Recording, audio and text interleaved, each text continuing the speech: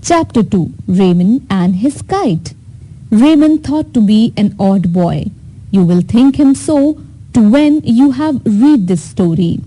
Raymond liked well enough to play with the boys at school, yet he liked better to be alone under the shade of some tree, reading a fairy tale or dreaming daydreams.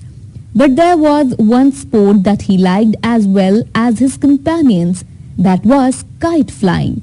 One day when he was flying his kite, he said to himself, I wonder if anybody ever tried to fly a kite at night. It seems to me it would be nice. But then, if it were very dark, the kite could not be seen. What if I should fasten a light to it? Though, that would make it show. I'll try it this very night. As soon as it was dark, without saying a word to anybody, he took his kite and lantern and went to a large open lot about a quarter of a mile from his home. Well, thought he, this is strange, how lonely and still it seems without any other boys around. But I am going to fly my kite anyway. So he tied the lantern, which was made of tin punched full of small holes, to the tail of his kite. Then he pitched the kite and after several attempts succeeded in making it rise.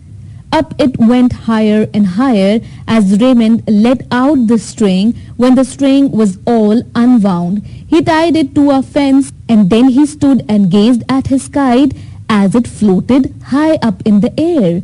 While Raymond was enjoying his sport, some people who were out in the street in the village saw a strange light in the sky. They gathered in groups to watch it. Now it was still for a few seconds, then it seemed to be jumping up and down. Then it made long sweeps back and forth through the air. What can it be? Said one person. How strange, said another. It cannot be a comet, for comets have tails, said a third. Perhaps it's a big firefly, said another.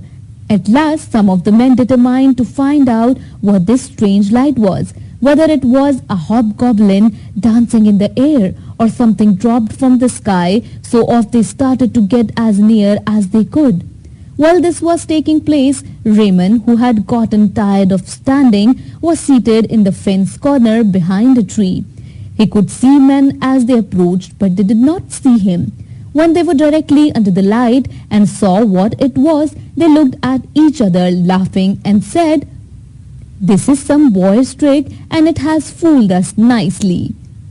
Let us keep the secret and have our share of the joke.